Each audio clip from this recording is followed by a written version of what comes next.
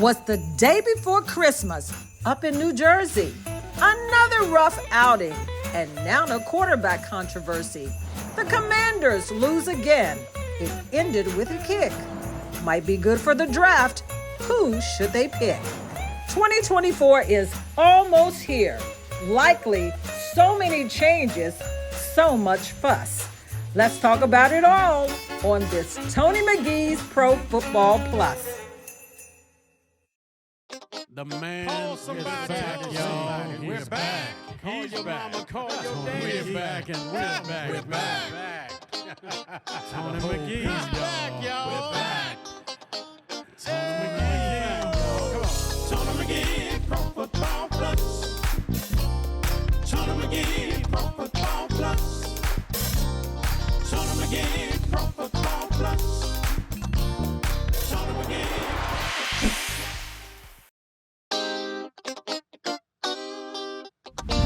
What's up? Welcome to Tony McGee's Pro Football Plus. We hope you had a Merry Christmas and you have a prosperous New Year. We're talking about prosperous. The big question on this show is why? Why do you not play your best players?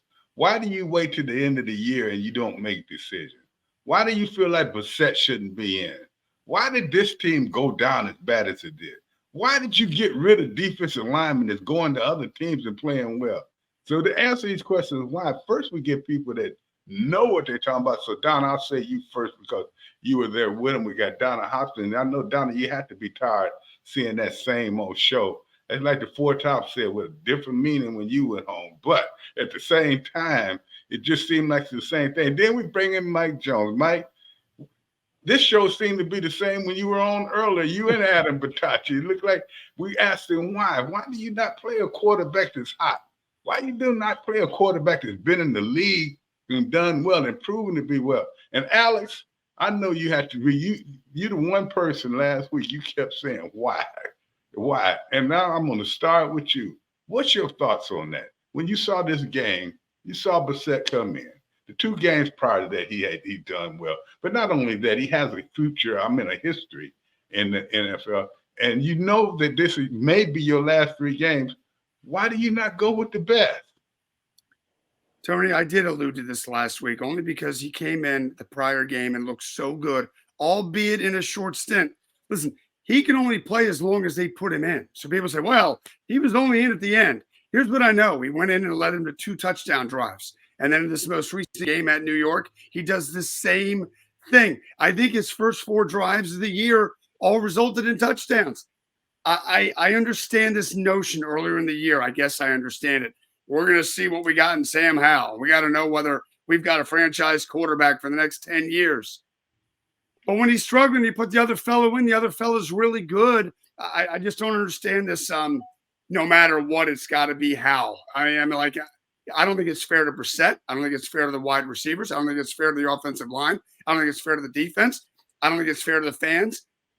When one guy is pretty good, you ride with him. And I understand that this is about the future. Maybe he's the future. Who's to say that he can't be the quarterback week 1 next year? Somehow somebody's already determined this for this fellow. I don't get it. He's clearly better right now than Sam Howell is. And I know you want draft picks and everybody wants the better draft position.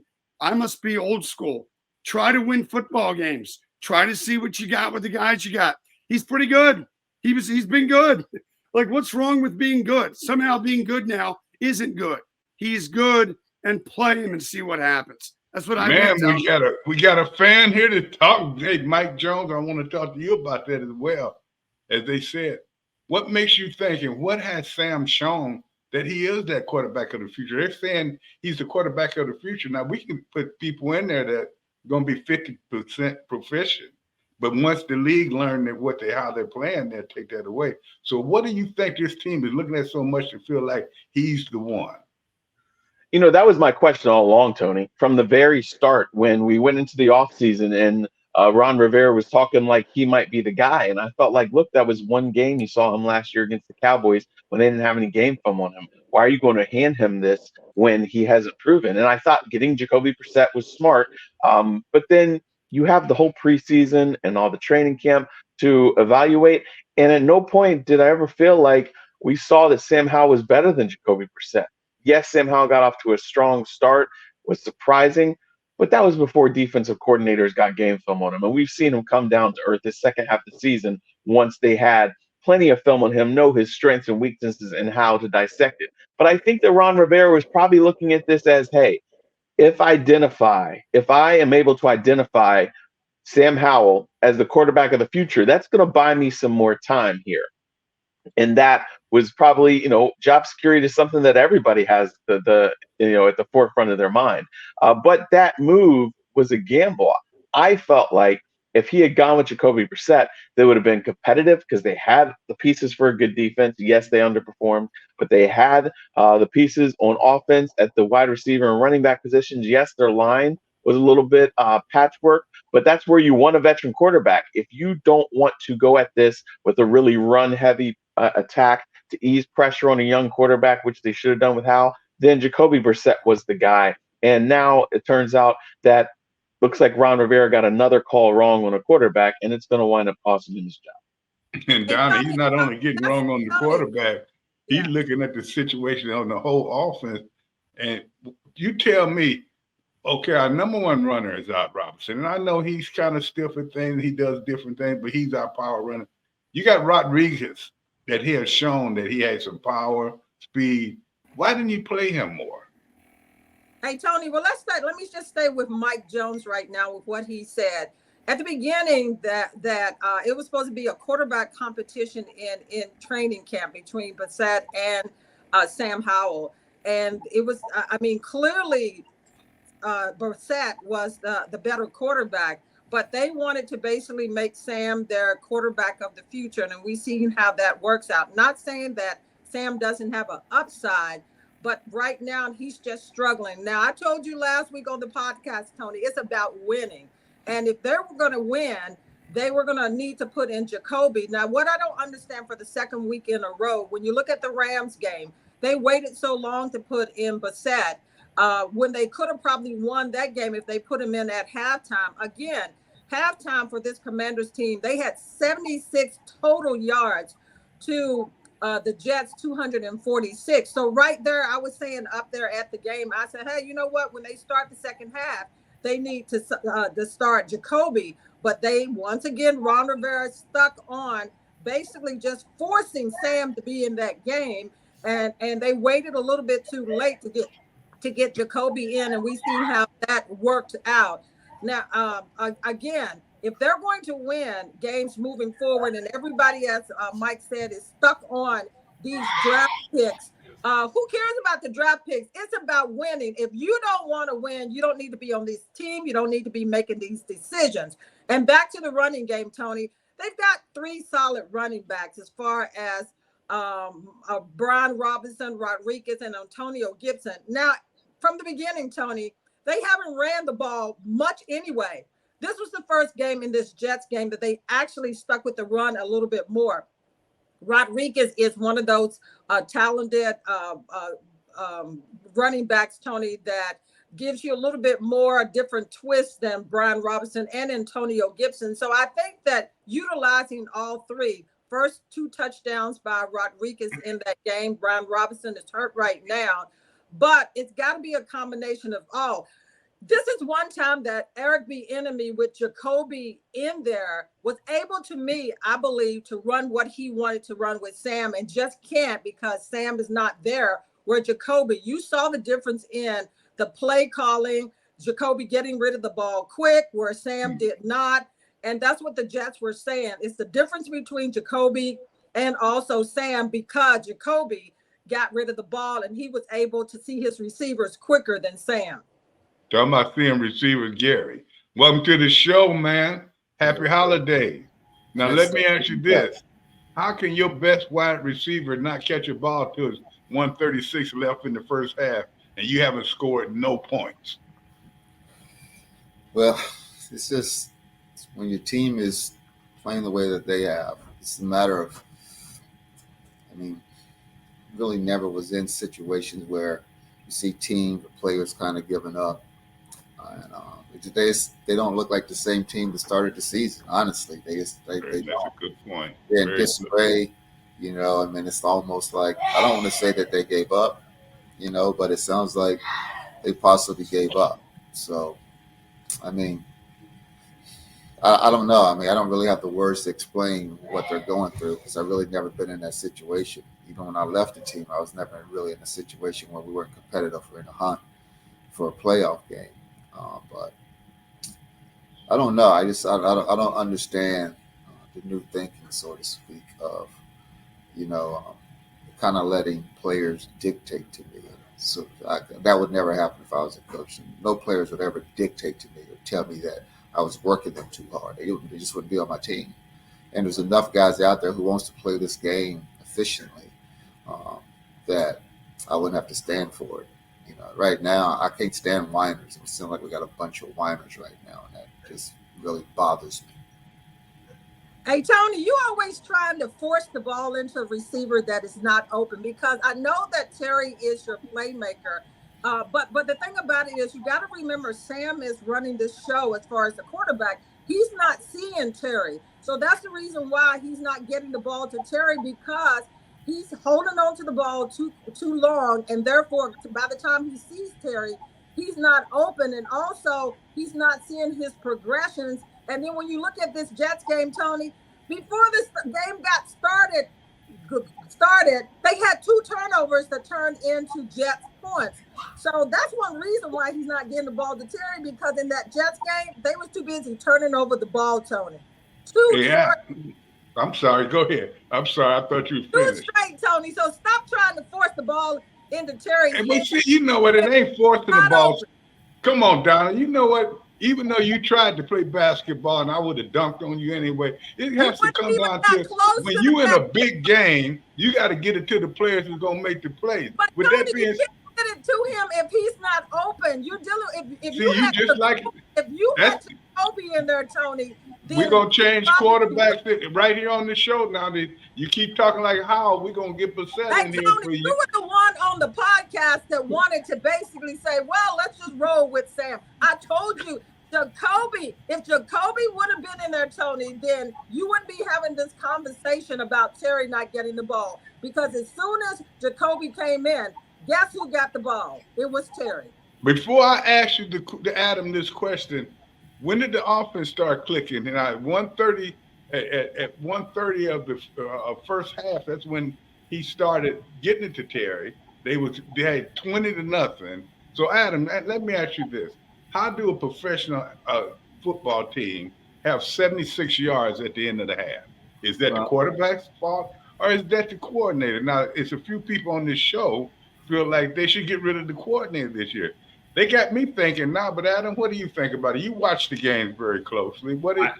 I did, and I do, and I'll say this. It was very apparent to me on film, and it has been over the past 2 weeks, that when Jacoby Brissett is on the field ready to play, he is able to find guys open. The offensive line is not the problem that I'm seeing with Sam Howell, who takes longer to make his decisions. He's indecisive and such things. But I'll add this too. With this team, Gary mentioned the receivers not playing as well as they're supposed to. You got to remember something. You're on a team that's in disarray, losing games. It means changes are coming, which also means this: someone's always watching film of what you're doing, and if you're not playing well, other teams are taking note of what's happening and might not bring you in because of it. Yeah, you know what? And you know the one thing that you're right about that. The thing that you have to look at, these guys need to realize they're playing for their jobs, not just for this year, but for the next time in the season that they have to fight for a job. We're going to take a break right now, but we have to take a look at the defense. Look at the defense in the first quarter. They didn't play well. Middle, they played well, but then they come to the biggest part of the game, and they get walked down like they dogs. We'll be back in a moment.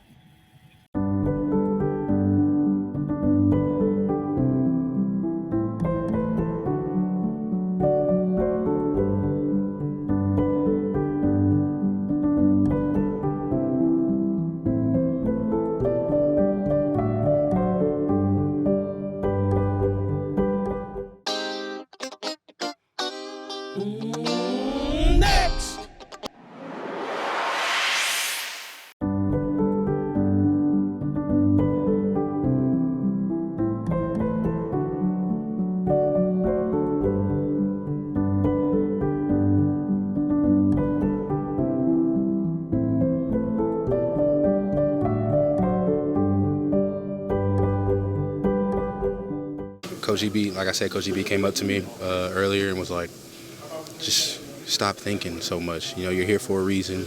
Just go out there and play and have fun. And that was one of the main things this week, is just to go out there and have fun. You know, Coach talked about, man, when you were younger, you didn't care where you were playing, you didn't care who was watching, you just went and played football because it was fun. So that was the main thing for us, is just going out there and playing fast and having fun. This was the first time in a while that the running game has got going with both you and Antonio. Yeah.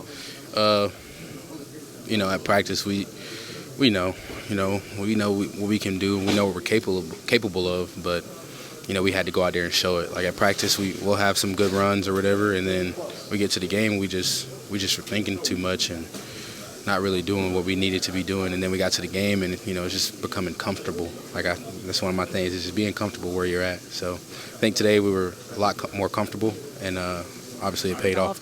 Could you just talk a little bit about the running game today? We was able to get going a little bit. You know, you see as the game went along, we started getting comfortable, making the right reads, and we started running hard. Jacoby came in, rallied this team, came close to winning. Just talk about his production today. You know, that's a vet. I think when I was on the sideline, I was like, I think he was balling last year, so it's no surprise. He's been here for a minute. He's comfortable out there, so when he gets in, you know what I'm saying, it's just another day for him. Tough for Sam, though. The second week he's been pulled. What do you say to him just finishing out the season? Keep your head up. At the end of the day, it's his first year starting.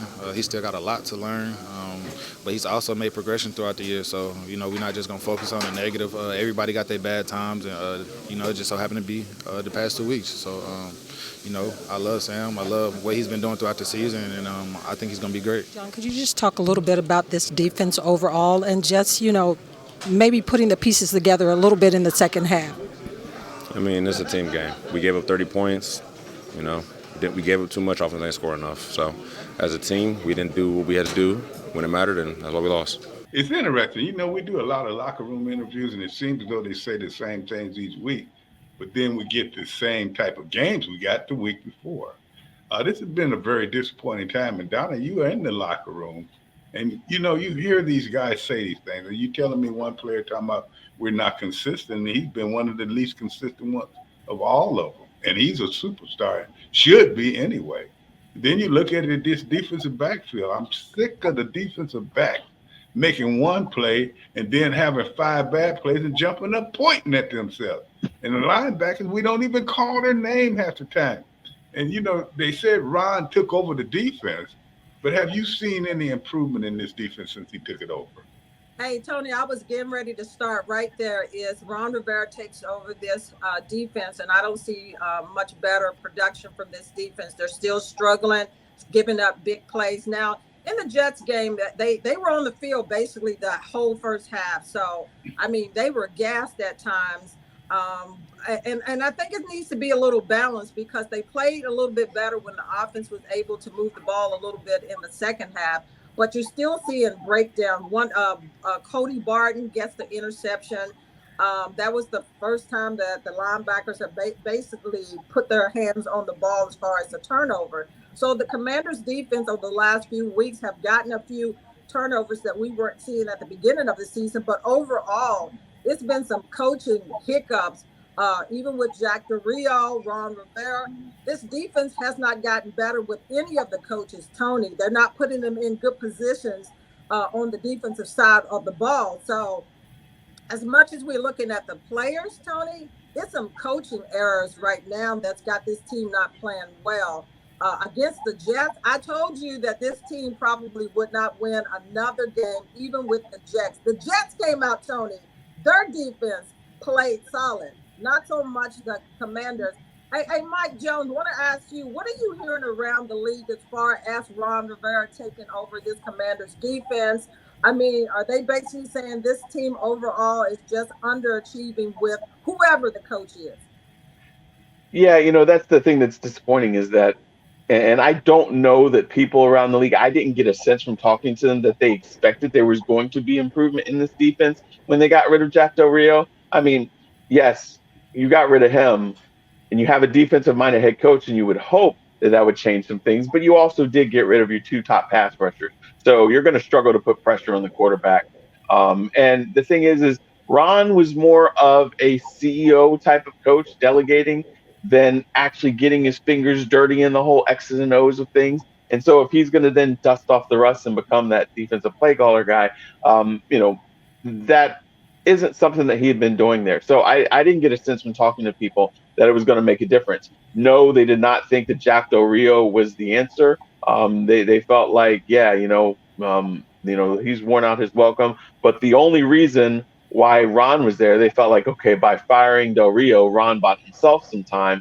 But when I talked to people, they felt like, hey, the only reason why Josh Harris isn't going to fire Ron Rivera in season was because there was nobody that really was worthy or capable of taking over as a head coach, because Jack Del Rio's defense was doing poorly and Eric Bieniemy didn't have a lot of experience and was still trying to focus on this offense and the young quarterback. So when I talked to people, and they didn't expect that there was going to be much change, and the way that this season has played out from that point on, it's basically been what people thought was going to be.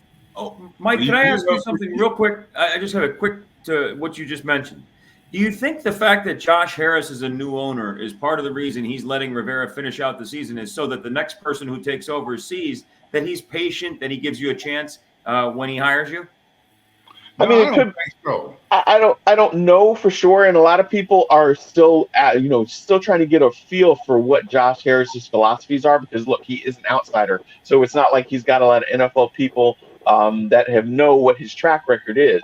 But the thing is again, if you look at that roster of coaches, there was nobody really to turn to, to run this organization, to run the team, and so that's why Ron Rivera was still there. Yeah, he got rid of Jack Del Rio. That he became the scapegoat. It was his defense who was underperforming. But I don't think that Josh, in his mind, was, let me show people I'm patient. It's more so just like, look, I need an adult in the room, and there's nobody really that's worthy or capable that's a better option than what Ron is. But you know what? I think that you're looking at, I think Josh is not going to be just up to him. I think the person that has won numerous championships with different organization and different sport is going to be the person that's going to make the changes. I don't think it's going to come down to Josh. Josh is, he's the lead, but Magic Johnson will be the way this team is going in the future. And looking at that, I want to ask you something, G. We talk defense. I know you know defense, but I want this from your perspective. We talk about these defensive backs each and every week. I want you to go back 10, 15 years and put yourself and look at them. What are they doing? Is it their techniques? Is it the coaching, or is it just ability that they don't have? Our defensive backs get beat every week. Sometimes it's not even people in the frame with them, and then other times they're holding or something. Then they make a play and they act like they're superstar. If you were playing against this team, Commanders, looking at their defensive backfield, what would be the thought process to you? You know you can set them up. What would you think about that? Well, to me, it seems like they just don't quite work on their craft enough. I mean, I would love to play against this defensive back team. I mean, it's just for the main part is I don't see them being as disciplined as they probably should be. Again, I'm not inside the locker room. If I was inside the locker room, I really would have a better grasp on what was going on, because you don't know what the conversations are going on among the teammates. You don't know what's being said. But one thing I do know is, as an independent player, you need to work on your craft constantly, consistently, especially when you're not playing well. When you're not playing well, you got to put more work in when practice is over and before practice begins. And that's what I'm not necessarily seeing them doing. Like, once practice is over, they go home, and this is the NFL. You can't necessarily do that anymore. It's not college football. It's just not, it's not college. And people always want to get these great college draft choices, and I get it. You have to pick your talent that comes out, but you need to look at the person and see how they perform when they're not practicing. What do they do off the field? And when I say off the field, I mean when they're off the clock, off the company clock. What do they do on the private clock? What are they doing on their own time? To me, that's the only way you get better, and that's definitely the only way you get out of a fall, because we all been through it where we go through a patch where we're not playing as good as we know we can play. But the key is, what do we do to make ourselves better so we're back to normal or surpass what we used to do? Right now, it's almost like they're not tired of getting beat, and I don't know how that can happen. I don't know how Ooh, I'm not, I can not get tired of getting beat and change things. Coaches do have, you know, a position on the team. I need my coach to give me the play. That's what I need my coach to do. I need him to give me some guidance. But it's up to me to become a football player and tweak whatever the hell they send into me.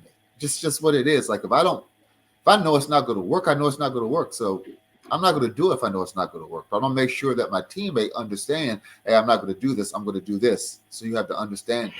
You know, if I know that I'm not able to cover a guy one-on-one, I'm going to talk to my guy and be like, hey, you may need to give me a little help on this. So you need to call a defense that's going to protect us because right now I'm not playing that well.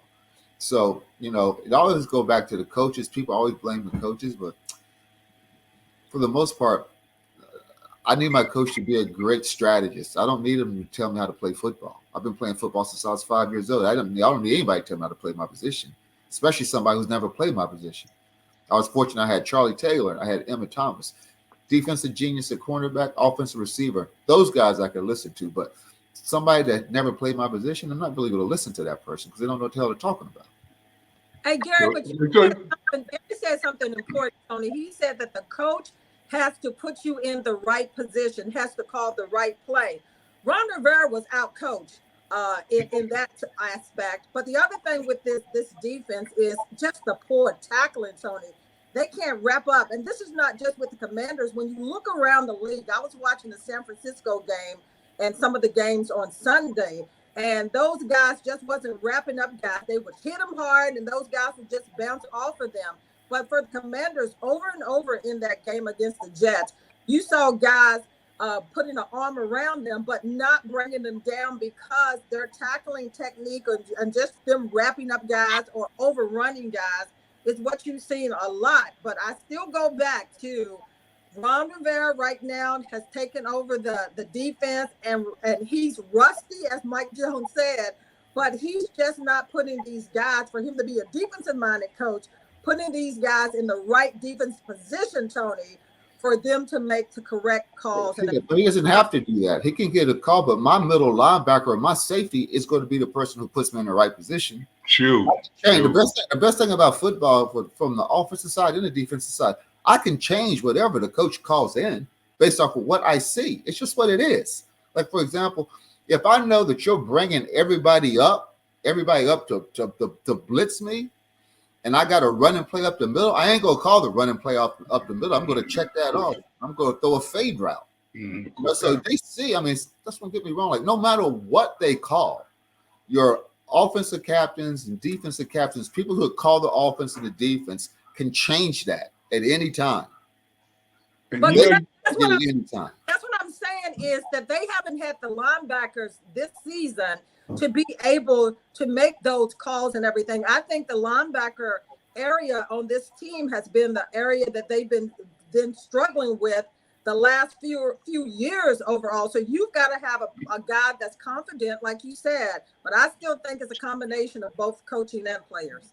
And, you know, I was going to just say this, and my timer is telling me we got to take a break right now because we got to pay Gary Clark to be here. But at the same again, Gary, that's some of the most interesting things you said. And I want you fans to just realize you heard that from one of the superstars of the Super Bowl.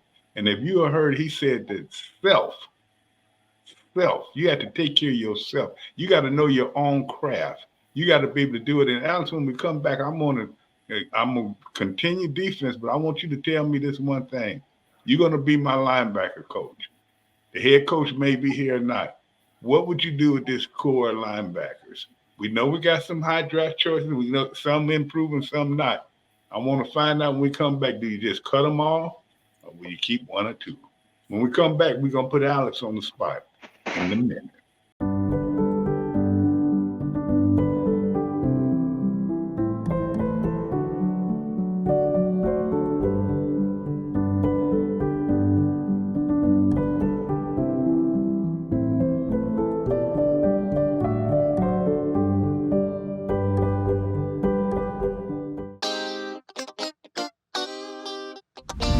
What's up? Brian Mitchell, his assessment of the game today. First half, tough. Second half, they showed some fight, and Jacoby showed that offense can work. You just got to be able to make quick decisions, get the ball out of your hand. What about the defense? Couldn't hold up at the end. At the end, but the whole thing about it is look at that. They what they were doing. We were trying to play that bend but don't break, allowed him to get stuff underneath, and he kept going to the running back. I just wish someone would have went and spied on the running back and could alleviate him a little bit. But hey, when you get in those situations, you just want to give up the big one. You want to make sure that they have to go methodically down the field. Should they go with Jacoby moving forward? I need some help with that. If we're trying to win games, and the way he looked in the last 2 games, he deserves a chance. B. Mitch had a lot of great points there, but one thing, yes, the defense played better, but when you give up the last scoring touchdown and you can hold somebody and they can walk you down in a minute and 35 and win the game, that's not playing well to me. So, Alex, I'll go back to that question. You're the coordinator. What do you do with this linebacking crew? That seems to be, other than the defensive backs, which will make some plays, but our linebacker crew, we were talking about missed tackles. I see them missing tackles. Would you keep this linebacker crew, or would you just wash them out and start over? Tony, this is a daunting task that I am now the linebackers coach of the Washington Commanders, having never played. One thing I would do is I would think about, and I don't mean to be flip about this, having somebody like Gary Clark, who we've heard throughout the show, having somebody like London Fletcher. This team has a rich history of legendary players, and maybe some of those folks need to speak to this team, A, in general, and B, specifically. And I don't know whether the previous regime, or more importantly, the new regime, may be receptive to having some folks that know their stuff come talk to these guys about what it means to play football in Washington, D.C. But on the biggest level, I would consider that. I don't know enough of the nuances whether Cody Barton should stay or not. Okay, I do know he had the one good play on Sunday in New Jersey. So for now, I'm keeping that guy because at least he kept the game intact. This team will have a ton of decisions to make. Who's going to coach the defense? Who's going to coach the team? Who's going to pick the players? Who's going to coach the linebackers?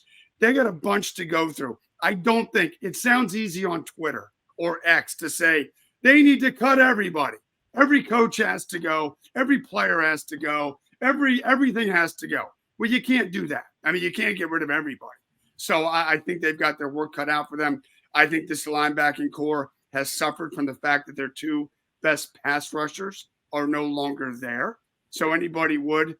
They're a mess, Tony. They didn't just give up a lot of yards to any NFL outfit on Sunday in New Jersey. They gave it up to the New York Jets on their 4th quarterback. Not Aaron Rodgers, not the other guy, not the other guy. This is the other guy. Nothing against Trevor Siemian. He ain't the starting quarterback. Okay?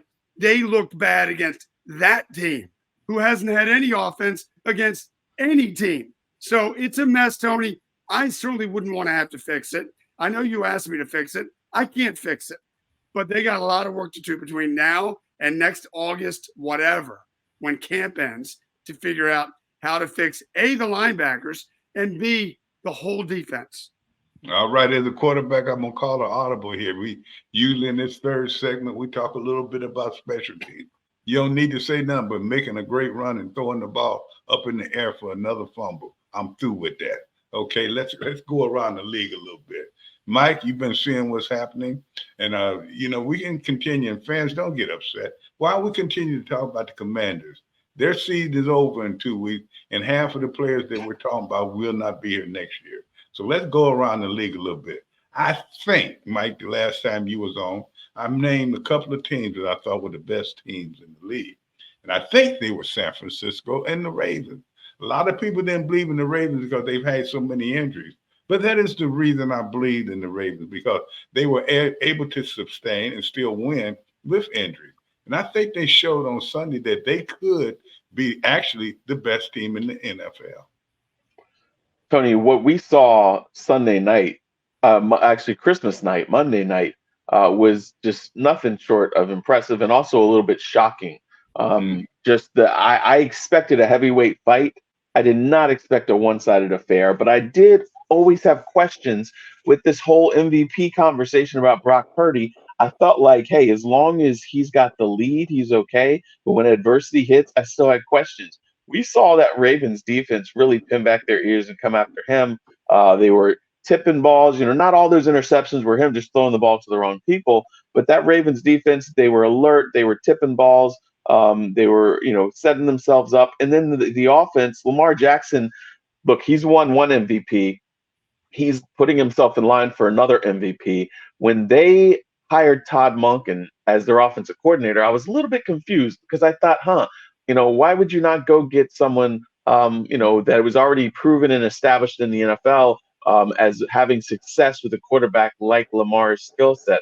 But Todd Monken has been great for Lamar. The confidence that he's playing with, the patience that we're seeing him play with now, where he's not just taking off to run, he's always looking downfield. You notice that's definitely changed because there were a lot of times last year and previous years he would come under pressure and the first thing you do would take off to run. This time he looks like he's going to take off and then he pops the ball over a defender. His eyes are constantly downfield. He's seeing these openings, really taking advantage of the defense. And like you said, yeah, they've had injuries, but they've had fantastic depth. So give Eric DeCosta and his staff a lot of credit for the talent evaluation that they have and the way they've built this roster. I really do feel like the Ravens are maybe the best team in football. I think, okay, if they play the 49ers, 3 more times, maybe they split here and there. 49ers are still a fantastic team, but I think that you have just a little bit something extra. Brock Purdy, very good at running that system, but Lamar makes things better because when things break down, he's got that magic. And again, that defense of theirs, both very good defenses, San Francisco and Baltimore, but Baltimore showed that they have what it takes to dismantle a very talented offense. Donna, your team, Donna. I'm not going to let you get away. Let's stay right there. You got the Dolphins and the Ravens. The Dolphins are at the Ravens this coming week. How do you see that playing out? And like Mike Jones said, that defense of the Ravens is on fire, and Lamar makes that offense go. They seem like they've got a complete team. The Dolphins right there, I mean, they're playing well too. Another team, but can they beat the Ravens this week? But wait, what part of the Dolphins are playing well? They're playing well. You got weapons there too, as far as the key word was weapons, offense. Anytime the Dolphins play a team that has a pretty good defense, they're going to have a problem. They may outscore that team as they did with Dallas. They may make more big plays, but it's always going to come down. Look how many plays Dallas was able to make. And that was going to be my question to you if you take a look at it. But I'm going to jump back. I'm not going to let you get away. I'm just going to say one word and you tell me what's wrong. Kansas City. Well, I was coming there, Tony. I was going around. No, you weren't. You were trying to avoid that question. I was going around the league with everybody, but I told people about Kansas City. Kansas City is not the same team without Eric Bieniemy. No matter how you turn this page, Tony, Eric Bieniemy and makes that team go. And Patrick Mahomes is frustrated right now. First of all, they don't have receivers, and then Kelsey, their own receiver, is dropping balls too. He's in love. Come on. Love won't get you. Look, love ain't going to get them into the playoffs or get them far in the playoffs because right now, this Kansas City team has a lot of hiccups beyond Patrick Mahomes, who's not having the same year that he had previously, is not playing well overall, Tony. So this Kansas City team is not going to go far, even getting into the playoffs. But, Tony, let's go around the league a little bit more as far they play the Bengals this coming week at Kansas City. That might be a game that they might get back on the right page, but still, Tony, the Bengals is up and down also. There's one of those teams that does not look good without their starting quarterback, but I mean, so does Kansas City. So that's a toss-up game. So the Steelers at Seahawks. Adam, I'm coming to you. How do you see that playing out? The Steelers had lost a few games and came back and blew out the team this past week. They're playing Seattle up in Seattle. How do you see that game playing out, Adam? If I were to bet on the game, and I'm not, I would pick Seattle in that game, Donna, just because the Seahawks are brutal and tough to beat on their home field. They have the 12th man. Pete Carroll has been there. He's done that. They have a real home field advantage. I would pick the Seahawks to win that game. Hey, Alex, Titans at the Texans. The Texans had lost a couple of games. How do you see that game playing out? Both of these teams needing to win. Tennessee is at the Texans. Alex. Shoot I'll me, go Alex. I Texans. only got one. Fight Only 'em down. because they're at home, Donna. I'm going home team only because of that. Hey, Tony, you got to finish this out. The Lions, congratulations to the Detroit Lions. 11-4. They won their division first time since the 90s, Tony. They're at the Cowboys. You got to talk about this game because the Lions, to me, need to be congratulated. How do you see that game playing out with the Cowboys losing the last two games on the road? We can congratulate the Lions, but look at what's in their division, and you take a look at who they'll be playing, the Cowboys, who's wounded right now. I like the Lions, but they'll be a little bit out of their league. I hate to say it because the Cowboys are not one of my favorite teams, but they're hurting right now. They'll be back. They'll play even harder. Therefore, and you have to realize they didn't lose that game by a lot. So when we come back when we come back, we're gonna talk about the line. We'll get back to it. Don't worry, Donna.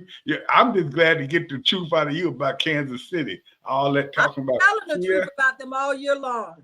They movie stars now. They're not football players. We'll be back in a moment.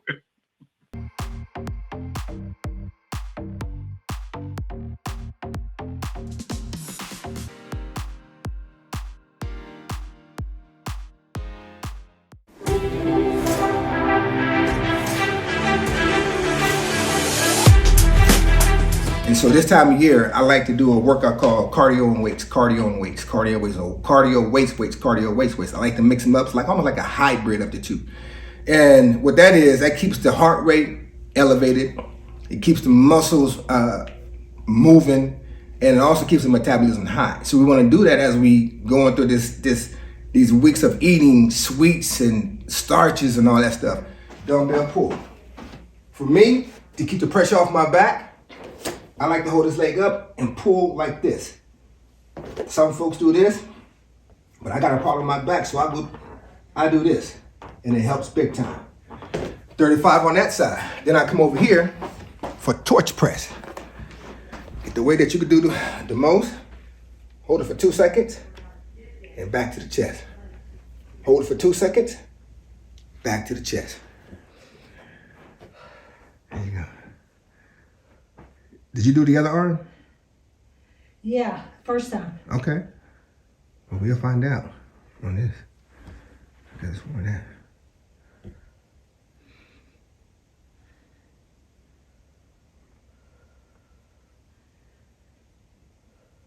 Is it the first time? Nope. Oh. Straight up, 2 seconds. There you go. Up and down. Maybe more. So don't go take it out this way. Go out that way. You still going up, don't go up, go out from the chest. Well, another great workout by Ricky Irvins, working on the back. Everybody knows that a strong back is the key. You get a weak back, Tony, and you are in trouble. No question. I've seen a lot of weak backs out there this year. Definitely. You know, if you take a look at it, though, and Adam, I wanted to ask you this question. We talk about the teams. We talk about the teams that seem to be failing at this time, but tell me, is there any sleepers out there? Now, one that I am kind of afraid of that we had wrote off a little while ago is Buffalo. But at the same time, Adam, tell me who's out there on each side real quick that everyone should look at when we talk playoffs. Well, one team I'd be careful of just because they played well last week and they play in a weak division is Tampa Bay. If they get into the playoffs, they'd be playing at home. You never know what might happen with Mike Evans. He's an outstanding wide receiver. Baker Mayfield can play. He's shown that. That would be a sleeper team in the NFC. And like you said, Tony, in the AFC, I'm going to piggyback off of what you said. I think it is the Buffalo Bills. That team is is on a winning streak. If they go into the playoffs playing at a high level, they could be as hard as any team in the AFC to play, and I could see them easily getting to the Super Bowl. Absolutely. But we're gonna get a 2-week extension here, and I'm gonna make you guys tell me who do you think are the two teams in the Super Bowl. I told you guys 3 weeks ago, I think it's the Ravens and San Francisco. Donna, hit me quickly. Hey, Tony, I agree with you. Even though the 49ers had that hiccup and everything, I think that when you look at the Philadelphia Eagles, who had slide probably out of here, if Jalen Hurts is healthy, maybe the Eagles show up, but I think their defense has struggled. If Buffalo and the Detroit Lions play at home, Tony, I think that those are two sleepers that you've got to totally look at. I think Dallas, they've got to play at home because they can't win on the road. So, Tony, I think if you're going to look at who's playing right now, my Super Bowl win would be the Ravens and the 49ers on that side, if the 49ers are playing at home. Mike. I think that I'm going to go with Baltimore. Just again, you need something a little extra special. Yes, Kyle Shanahan is a mastermind, but that difference maker, Lamar Jackson's more of a difference maker than what Brock Purdy is. And so I would go with them. G. No clue at all. I have no clue. you don't believe in none of them yet? Come on. I Okay. have no clue. A great team plays great one week and plays horrible the next week. So I'm clueless. Hey, Adam, who do you think? Well, I will say this. Because they live by the thread that is Trent Williams' health, and he's 35 years old, I don't trust the 49ers. I really don't. So in place of them, I think Philadelphia is still the team to beat in the NFC, and I think Baltimore, like Mike said, is the team in the AFC. I think those are the two teams that, if I were picking them, that's who I would have representing each conference in the Super Bowl. Okay, Alex, let's close it out. You got a minute to tell me who you think is in. I'm with most folks. Baltimore. I don't even think it's close in the AFC. The Chiefs have fallen off. Dolphins are good, but not against great teams. The Bills might be the scariest team because they're kind of coming on. I'll go Ravens, and I don't think it's close in the AFC, barring injury. Listen, we got 3 weeks to go, and then the playoffs to go. Injuries can change this whole thing on a dime. But right now, Baltimore is the best team in football, certainly the best team in the AFC. I guess the Niners, Dallas won't be playing at home if it goes that far, so I kind of eliminate them. Eagles don't look right, but they've been there, done that. So, Detroit maybe could surprise the Niners, but I'll go Ravens, Niners again. It'll be like the Super Bowl 10 or 12 years ago with the brothers against each other. But again, we got a long way to go, Tone. 3 weeks in the NFL is like an eternity. You know what? And it's so funny about this, and we're saying this like this in many years that we've had this show. It seems as though this year you cannot put your hat on any one team. It seems as any team got an opportunity. Like Adam, you brought up Tampa Bay, and I hadn't even thought about them because I thought they was out about 3 weeks ago. But you're right; they've shown a little bit of life. You look at all these teams. I thought Seattle was worse than what they are. But they're not that great. But at the same time, it looks as if any given week, any given team can win. So right now, I'm saying the Ravens, and both of you're really right. It's all going to be about injury. But the Ravens right now, talent-wise, tough-wise, offensive, defensive-wise, is the best team. San Francisco is the second best. But Alex, you said one thing. I'm going to tell you, Philadelphia is like Rubik's Cube. We can't figure them out. I don't know if the quarterback's hurt. I don't know if they've run out of ideas, but they're just not the same team. And I'm going to tell you what, I'm looking at them being upset early in the playoffs. When we come back, we'll just mention about upset in the picks because I've come all the way from last to first. But when we come back, we'll see how we're doing this week. We'll be back in a sec. In the Minute with Tony and Donna. You can catch them weekly on their podcast, and you can also subscribe to their YouTube channel, In the Minute. Tony McGee's Pro Football Plus Speakers Bureau offers you various opportunities to connect with former and current players along with Tony and the crew. For more information, go to redmagplus.com Speakers Bureau. One more thing. 39 years. Not many shows can claim a streak like that, but Tony McGee's Pro Football Plus sure can. Tony McGee, a burgundy and gold legend on the field and for decades now on the air, is once again excited to bring his one-of-a-kind program to his legion of fans across the Mid-Atlantic. How to last so long? By always delivering unique, insightful, entertaining, and oh yeah, fun, lots of fun, week in and week out. Tony's cast includes the legendary Gary Clark, the impeccable Donna Hopkins on the Burgundy and Gold beat for decades now, as well as icons from Washington football, past and present, not to mention the Pro Football Hall of Famers who flock to Tony's show year in and year out.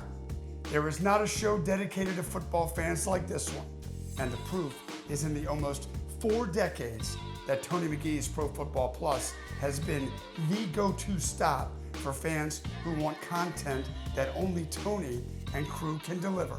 This season promises to be yet another exciting one for the team, the league, the show, and its fans, and we want you to be a part of it.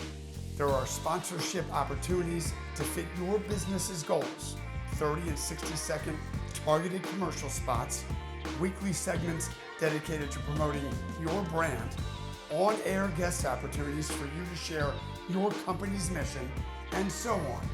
We'd love to discuss tailoring a sponsorship program that is just right for you, both in scope and in cost. For sponsorship opportunities, call 703-282-0792 or email info@rednetplus.com. Be a part of this historic season on this historic show, Tony McGee's Pro Football Plus. 39 years and the millions of viewers over those years can't be wrong. It's just like they say in a good crap game, read them and weep. There's one person leading. They were talking all that crap last week, but you see who's leading in the picks now. Speaking of picks, this is a game for the Washington Commanders. What do they do in this game, Donna? Do they try to run the ball more? Do they try to find out more? Or do they just play out the string? Hey, Tony, just like Alex said, it's a lot of football left to be played as far as those picks. But for the Commanders, Tony, 49ers are coming in here. They're going to just run through this defense. I don't know what the Commanders need to do. If they start Jacoby, maybe they have a chance to stay in the game, Tony. But this is going to be a rough game for the Commanders because the 49ers have to win. Mike, how do you see this playing out this week as far as what Commanders have to do? It's going to be a bloodbath. 49ers are upset that they just lost. They're going to take it all out on them. The Washington needs to run the football, have better balance, take care of the football, and get stops on defense. And I don't see them being able to do that against this angry 49ers team. Adam. Well, I just mentioned that the 49ers have 4 losses. And in each of those games that they've lost, Trent Williams has been absent. If he's not going to play, they could lose this game. He's that vital to their team. And if you're banking on him playing and you're going to be, otherwise Purdy's going to be running for his life, they could lose. So you have to pressure Brock Purdy. You have to run the ball. You have to establish an identity offensively. You could win. I just think that's what this team hangs by the thread of is Trent Williams. You can't believe that, Adam. So go ahead. Y'all going to have to take that one off screen. G. Yeah. What do they need to do, G? Play ball. Find their pride, you know. I'm a prideful guy. I mean, you insult my pride, that's when I come at you the hardest. So find their pride. They have a chance to win this football game because any given Sunday, any football team can play. We all know it's this much from the best team to the worst team. So find your pride, and they can win the football game. And fans, we tell you, we try to find our pride each and every week. And it's been a tough one, but we still have a few weeks left. We will go a little longer than the Commanders. So once again, we'll never say goodbye. We say in the